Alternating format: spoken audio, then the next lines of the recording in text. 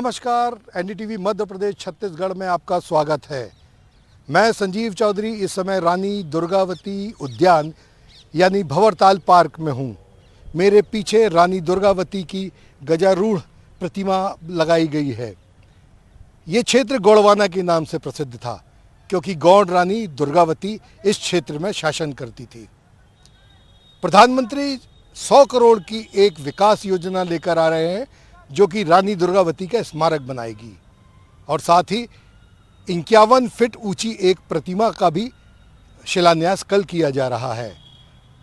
कौन थी रानी दुर्गावती, हम जानना चाहते हैं। तो आज हमारे साथ हैं जबलपुर के सुप्रसिद्ध इतिहासविद श्री राजेंद्र चंद्रकांत राय साहब। राय साहब को वो सब मुँह जबानी याद है जो हम किताबों में पढ़ा करते थे। राय साहब, आपका स्वागत है मध्य प्रदेश छत्तीसगढ़ चैनल में। हम जानना चाहते हैं कि आखिर रानी दुर्गावती कौन है और इतिहास में इनका क्या स्थान है। देखिए, रानी दुर्गावती जो है वो गोंडवाना की एक महानतम रानी भी थी और उन्होंने अपनी स्वाधीनता के लिए प्राण देने वाली एक शहीद स्त्री भी थी जिन्होंने शौर्य, स्वाभिमान और स्वाधीनता के लिए अपना जीवन ही कुर्बान कर दिया। पर अगर हम थोड़ा विस्तार से इस बात को जानने तो ज़्यादा बेहतर होगा कि मध्य प्रदेश में जो ये गोंडवाना इलाका एक पुराना इलाका है, यहाँ कलचुरियों की वंश परंपरा के बाद जब कलचुरी साम्राज्य ध्वस्त हुआ तो उसके बाद गोंड साम्राज्य का उदय हुआ और उसमें संग्राम शाही जैसे महान गोंड प्रतापी सम्राट हुए हैं जिन्होंने 52 गढ़ों को स्थापित किया था और एक विस्तृत भूभाग पर उनका शासन चलता था। रानी दुर्गावती उन्हीं के पुत्र दलपत शाह की पत्नी थी। रानी दुर्गावती असल में चंदेल राजकन्या थी जो कालिंजर के राजा कीर्ति सिंह की पुत्री थी। आज से 500 साल पहले उनका जन्म हुआ था। इस तरह उनके जीवन के 500 सालों में उनका कथानक बिखरा हुआ है। रानी दुर्गावती को हम केवल इसलिए याद नहीं करते कि वे एक रानी थी, बल्कि हम इसलिए भी याद करते हैं, इतिहास उन्हें इसलिए संरक्षित करता है कि वो जो हैं एक प्रजा वत्सल महारानी थी। उन्होंने जनता के हित के लिए काम किए और जबलपुर जैसे शहर में 52 तालाबों का निर्माण कराया था जो एक तरफ लोगों की आवश्यकता के लिए जल की व्यवस्थाएं करता ही था, बल्कि इसको वातानुकूलित बनाए रखने के लिए शहर के लिए भी वो तालाब काम आते थे। रानी दुर्गावती का प्रेम विवाह हुआ था दलपत शाह के साथ और वे गोंडवाना की बहू बनकर के गढ़ा आई थीं और उन्होंने विवाह के 3 वर्षों के अंदर ही दलपत शाह का साथ उनसे छूट गया, उनकी मृत्यु हो गई और वीर नारायण तब बहुत छोटी आयु के थे। तो स्वयं रानी को राज्यभार संभालना पड़ा, प्रजा की समस्याओं को सुलझाने के लिए बाहर आना पड़ा, निकलना पड़ा और उनके पास आधार सिंह कायस्थ जैसे और अर्जुन सिंह फौजदार जैसे विशिष्ट लोग थे, महेश ठाकुर जैसे विद्वान थे उनके दरबार में। और उस समय के बारे में इतिहासकार लिखता है कि गोंडवाना की जनता अपने राजा को सोने और चांदी में कर अदायगी करती थी, तो इससे उसकी समृद्धि और संपन्नता का भी पता चलता है। जब ऐसा समृद्ध राज्य हो और उसका शासन सूत्र एक स्त्री के हाथ में हो तो पुरुष सत्ताक समाज में अक्सर यह समझा जाता है कि एक औरत भला कैसे राज कर सकती है। इसलिए सबसे पहले जो आक्रमण हुआ गोंडवाना पर वो बाज बहादुर ने किया। ये वही बाज बहादुर है जिसकी प्रेम कथा रानी रूपमती और बाज बहादुर की प्रेम कथा के रूप में मांडू में पहचानी जाती है, जानी जाती है। जो प्रेम का नायक था वह विद्वेष का नायक खलनायक बन करके गोंडवाना में आया और दुर्गावती ने उसको खदेड़ कर गोंडवाने से बाहर कर दिया। कुछ अरसे के बाद उसने दोबारा गोंडवाने पर आक्रमण किया और दोबारा भी उसे पराजय ही मिली। दो बार पराजित हो जाने के कारण जो यश रानी को मिला उसकी खबर पूरे भारतवर्ष में फैली और उन दिनों दिल्ली पर मुग़ल शासक अकबर का साम्राज्य था। अकबर को जो पता चला कि गोंडवाना एक समृद्ध राज्य है और उस पर अगर हमारा कब्जा हो जाए तो हमारी संपन्नता श्रेष्ठता और बढ़ जाएगी, तो उसने सबसे पहले रानी का उपहास करने के लिए एक तोहफा भेजा। तोहफे में उसने जो है सोने का एक चरखा भेजा।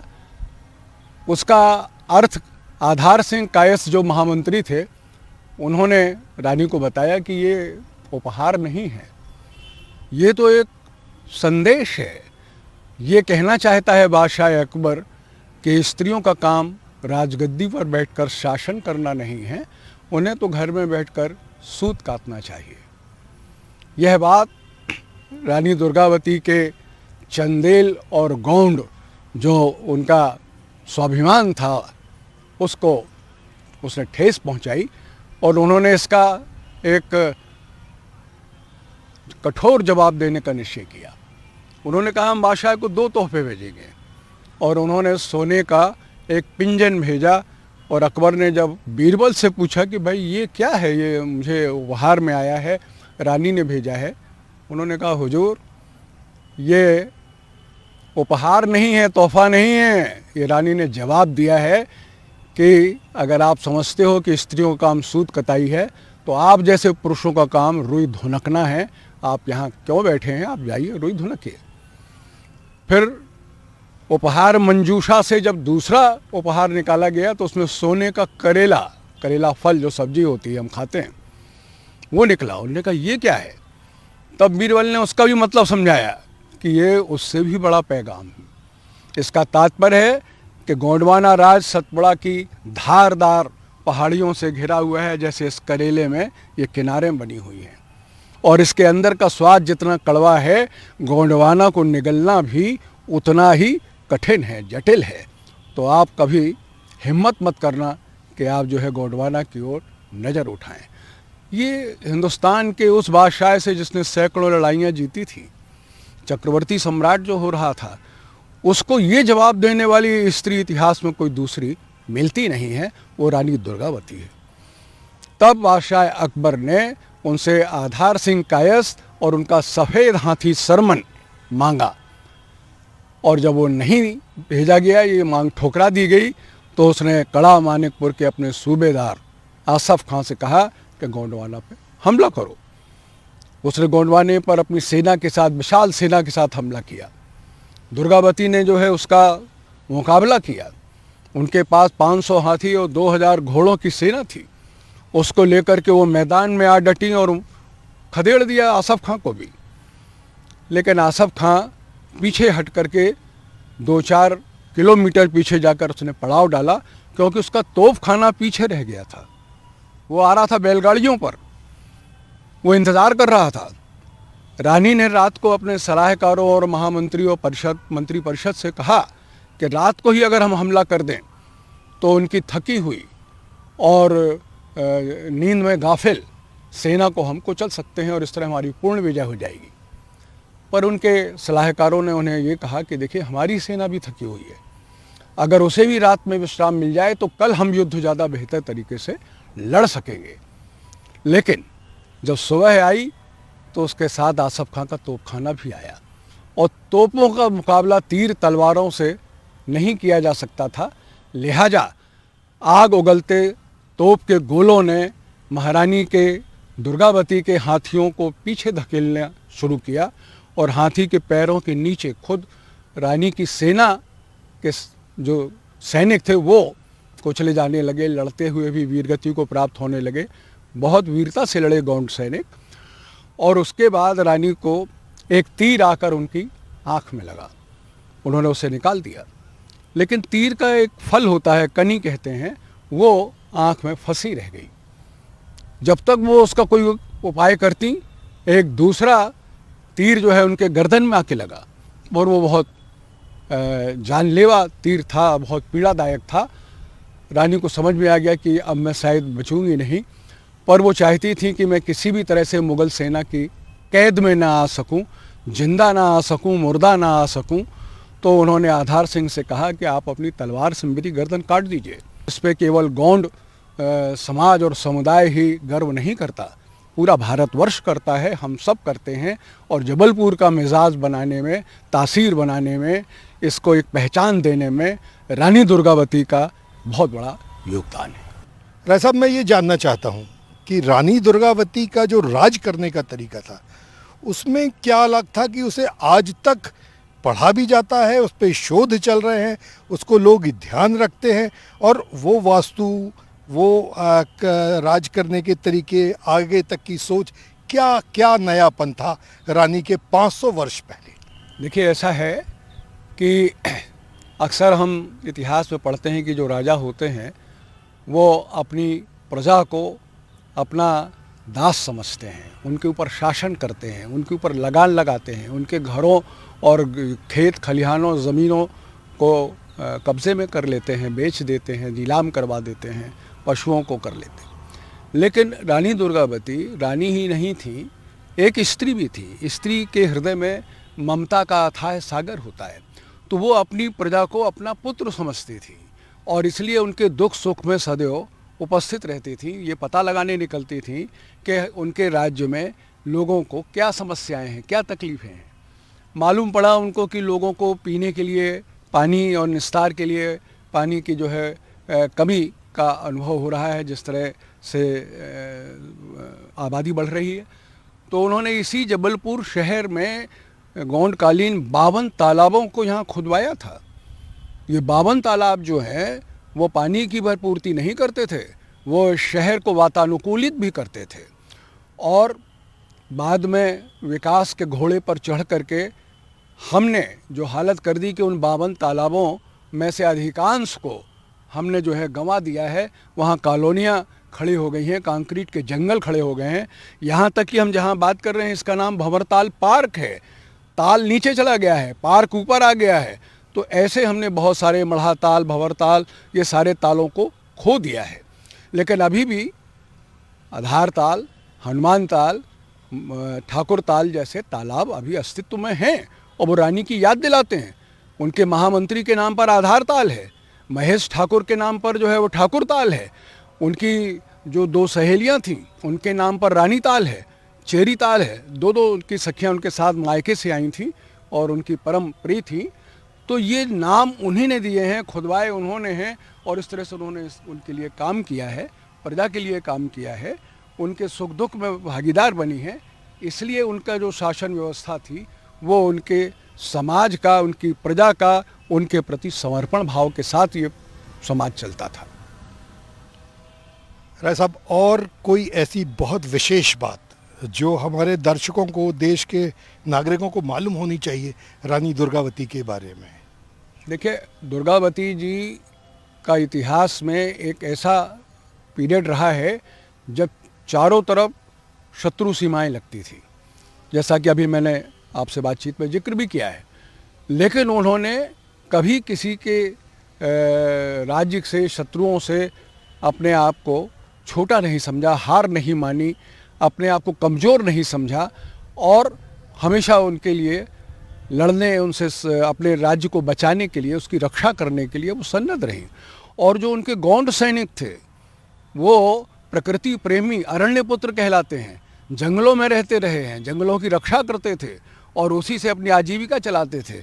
उन लोगों ने प्राणपण से जो है रानी का साथ दिया और इस धरती पर उनकी रक्षा करने के लिए, स्वाभिमान को बचाए रखने के लिए काम किया। और बाद में उन्हीं के वंशज शंकर शाह और रघुनाथ शाह हुए, जो अंग्रेज़ों के समय भी उसी स्वाधीनता की धारा को लेकर आगे बढ़े और उन्हें तोप के मुँह में बांधकर उड़ाया गया था। तो ये एक ही लंबी परंपरा है। हमने जाना कि कौन थी रानी दुर्गावती, भारतीय इतिहास में रानी दुर्गावती का क्या योगदान है, कितना बड़ा बलिदान था रानी का और क्यों प्रधानमंत्री उनके स्मारक को बनाने के लिए आ रहे हैं। ये तो एक हिस्सा था इतिहास का जिसे हमें सबको जानना जरूरी है। अब हम उस दूसरे हिस्से की तरफ चलेंगे जो राजनीति है। जब प्रधानमंत्री और मुख्यमंत्री ने इसकी घोषणा की कि जबलपुर में 100 करोड़ रुपए से स्मारक बनाया जाएगा, तो भारतीय जनता पार्टी और कांग्रेस दोनों के अपने अपने दावे शुरू हो गए। तो मैं राय साहब का धन्यवाद करना चाहता हूं कि आपने एनडीटीवी को बहुत सारगर्भित जानकारी दी। राय साहब, आपका बहुत बहुत धन्यवाद। और अब हम दूसरी तरफ जाएंगे जिसे कहते हैं राजनीति। आपका धन्यवाद, एनडीटीवी का धन्यवाद कि आपने इस विषय को इस तरह से ग्रहण किया।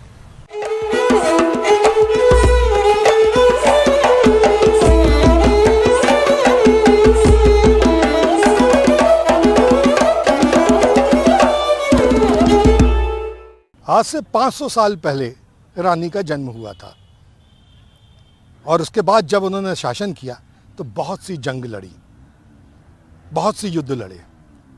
अब राजा और रजवाड़े, रानी और राजा तो है नहीं, लेकिन युद्ध अभी भी लड़े जा रहे हैं। वो युद्ध हैं चुनाव की। चुनाव का जंग अब मध्य प्रदेश में चालू होने वाला है। विधानसभा चुनाव किसी भी दिन आचार संहिता लग सकती है, लेकिन सभी पार्टियों की नज़र इस समय आदिवासी वोटों पर है और रानी दुर्गावती एक आदिवासी रानी थी। ये क्षेत्र गोंडवाना कहलाता था, गौंड राजाओं का क्षेत्र। तो अब क्या है आज की नई जंग? क्यों है सभी पार्टियों की नज़र इन गौंड वोटों पर, इस गोंडवाना क्षेत्र पर, इन आदिवासी क्षेत्रों पर? हम जानते हैं, हमारे साथ है भारतीय जनता पार्टी और कांग्रेस के दो प्रवक्ता। हमारे साथ हैं शशिकांत शुक्ला जी जो भारतीय जनता पार्टी के प्रवक्ता हैं, और हमारे साथ हैं बंटी तिवारी जी जो कांग्रेस के प्रवक्ता हैं। भाई जी, सबसे पहले ये बताइए कि प्रधानमंत्री आ रहे हैं 100 करोड़ की योजना लेके रानी दुर्गावती के स्मारक को बनाने के लिए। एक और मूर्ति बनाई जाएगी 52 फीट की। तो क्या लगता है, ये एक इतिहास को जीवित करना है या वोटों पे निशानियां?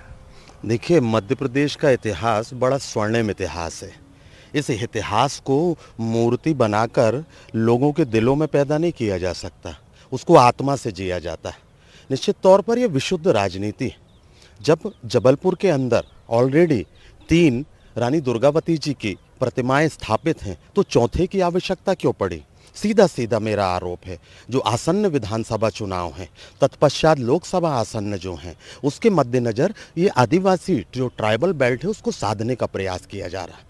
मध्य प्रदेश में 47 विधानसभा सीटें हैं और लगभग जो जबलपुर, छिंदवाड़ा, सिवनी, मंडला, झाबुआ, रतलाम, ये सब मिला के 85 विधानसभाओं पर ये केंद्रित करना चाह रहे हैं और निश्चित तौर पर ये वोटों को साधने का प्रयास है। और ये जो प्रयास है विफल होने वाला है, क्योंकि ये पिछले 20 वर्षों में जो मध्य प्रदेश की मौजूदा सरकार है उसके द्वारा जो आदिवासियों पे अत्याचार, अनाचार किया गया है वह किसी से छिपा नहीं है। आज एनसीआरबी के आप आंकड़े उठाएंगे तो आदिवासियों पर सबसे ज़्यादा अत्याचार जो हुए हैं वो मध्य प्रदेश के अंदर हुए हैं।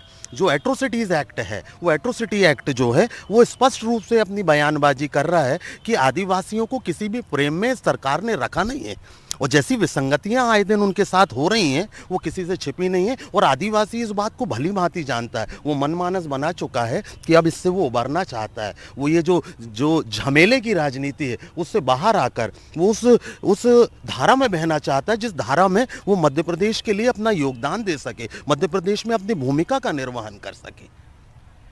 शशिकांत जी, अयोध्या जी का सीधा आरोप है कि आप लोग ये 100 करोड़ रुपए रानी दुर्गावती के इतिहास को फिर से एक बार जनता के सामने लाने के लिए खर्च नहीं करने वाले। आपकी नज़र तो वोटों पर है, लेकिन आदिवासी मध्य प्रदेश में अब भारतीय जनता के पार्टी के साथ नहीं होंगे, ऐसा अयोध्या तिवारी जी का कहना है। देखिए, ऐसा है, महाकौशल का सेंटर जबलपुर है और रानी दुर्गावती जी का जो बलिदान है उसे हम भुला नहीं सकते। ये पूरे महाकौशल मध्य प्रदेश और इस देश के स्वाभिमान और सम्मान अस्मिता का प्रश्न है। उन्होंने जो बलिदान दिया है उसको याद करना चाहिए। आज यदि मूर्ति घोषणा हो रही है तो इसके पहले हमारे गोंड राजा होशंग शाह और रघुनाथ शाह की मूर्ति जो लगाई गई थी, तब कोई चुनाव का माहौल तो था नहीं, तब कोई वोट साधने की बात तो नहीं थी। मध्य प्रदेश में टंटिया मामा जो हमारे भील शहीद थे, वो भील समाज के थे, सबसे बड़े शहीद थे, उनको याददाश्त में लाने का काम, उनकी शहादत को याद करने का काम, उनकी मूर्ति बनाने का काम भारतीय जनता पार्टी की सरकार ने किया। कांग्रेस सरकार के समय कभी ने याद नहीं किया गया, बिरसा मुंडा को याद नहीं किया गया। ये काम भारतीय जनता पार्टी की सरकार कर रही। और जहाँ तक हमारे कांग्रेस के प्रवक्ता ने कहा कि आदिवासी वोटों एट्रोसिटी एक्ट की बात करी, तो एट्रोसिटी एक्ट को नॉन अवेलेबल बनाने का काम भारतीय जनता पार्टी की सरकार ने किया है। आदिवासी बंधुओं के लिए अलग से मंत्रालय बनाने का काम भारतीय जनता पार्टी की सरकार ने किया है। मकान उनको पक्के देने का काम भाजपा की सरकार ने किया है। शौचालय बनाने का काम भाजपा की सरकार ने किया है। गांव-गांव सड़कें बनाने का काम भाजपा की सरकार ने किया है। उनकी कृषि जोत बढ़ाने का काम भाजपा की सरकार ने किया है। उनको सिंचाई की व्यवस्था देने का काम भाजपा की सरकार ने किया है। उनके बच्चों को पढ़ने लिखने स्कॉलरशिप विदेश भेजने तक के लिए शिक्षा लोन, जो कभी सोचा नहीं किया कि शिक्षा में भी लोन मिलेगा, ये भाजपा की सरकार ने किया है। आदिवासी बंधुओं के जीवन स्तर को उठाने का काम, उनको फ्री राशन देने का काम, उनको सड़कें, बिजली, पानी मुहैया कराने का काम भाजपा की सरकार ने। चिकित्सा का काम, उनके गाँव-गाँव क्षेत्रों में हर जिले में 100 बिस्तर अस्पताल देने का काम, अस्पताल खोलने का काम, डॉक्टर चिकित्सक देने का काम भाजपा की सरकार ने किया है। सर्वाधिक सुविधाएं आदिवासी बंधुओं को भारतीय जनता पार्टी की सरकार ने दी है। उनके लोन का ब्याज माफ करने का काम भाजपा ने किया है। सारे काम भाजपा ने किए हैं। और इसके पहले कांग्रेस के शासनकाल में आदिवासी बंधुओं ने जिस नारकी जीवन को जिया है वो अच्छी तरह समझते हैं, झूठ और भ्रम में फंसने वाले नहीं हैं। उनने समझ लिया है यदि उनका उत्थान कोई करेगा तो केवल भारतीय जनता पार्टी की सरकार कर सकती है, इसलिए वो भाजपा के साथ है। दोनों के अपने अपने दावे हैं।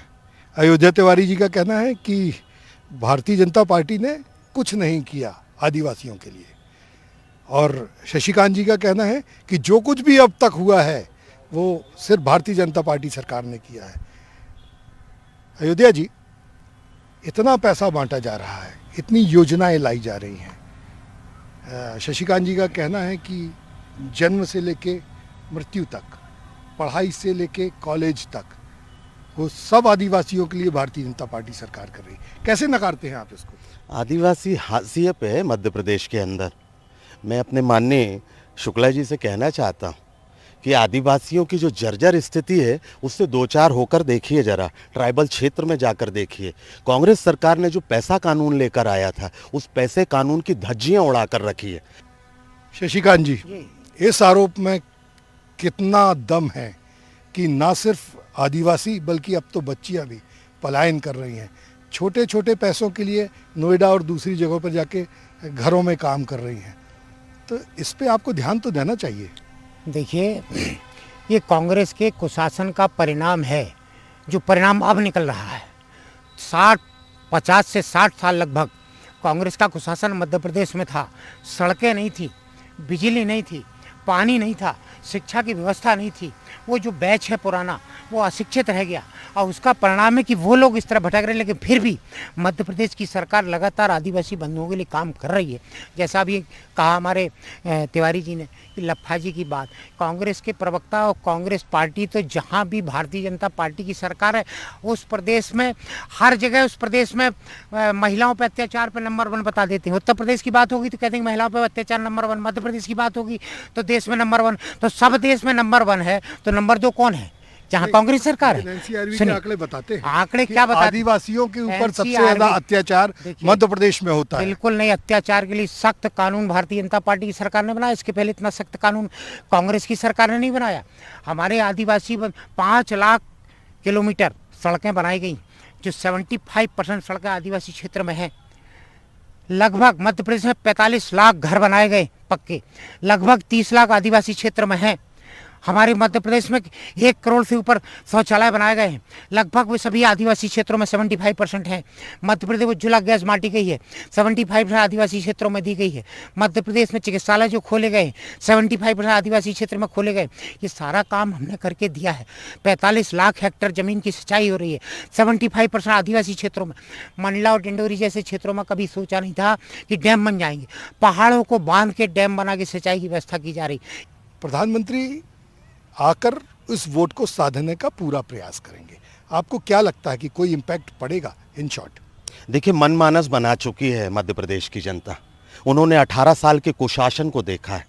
वह एक उम्मीद की किरण अपने मन में कांग्रेस को दृढ़ निश्चय बनाकर बैठी हुई है, केंद्र बिंदु पर लाकर बैठी है। माननीय कमलनाथ जी के नेतृत्व में निश्चित तौर पर मध्य प्रदेश में सरकार बनने जा रही है। हमारा लक्ष्य सिर्फ ये है कि मध्य प्रदेश का वो सारा वर्ग जो कहीं ना कहीं मध्य प्रदेश की आत्मा है, मध्य प्रदेश का जीवन है, उसको आगे लाकर, उसको प्रथम पंक्ति में लाकर उस विकास की धारा में बहाया जाए, जिससे मध्य प्रदेश संपूर्ण देश में एक अग्रणी स्थान हासिल करे और एक स्वर्णिम अक्षरों में आने वाला इतिहास बने आने वाली पीढ़ियों के लिए।